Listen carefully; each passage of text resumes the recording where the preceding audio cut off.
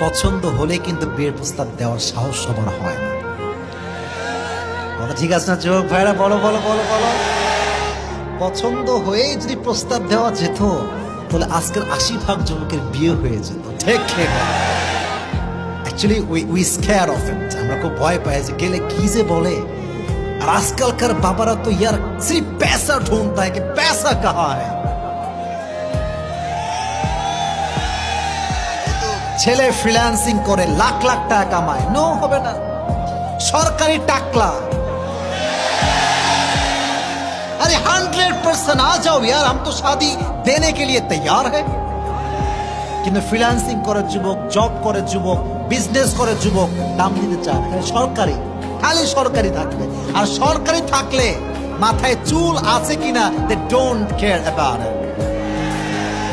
এত আসতে ঠিক বলে কিন্তু আমি অসুবিধা পারি।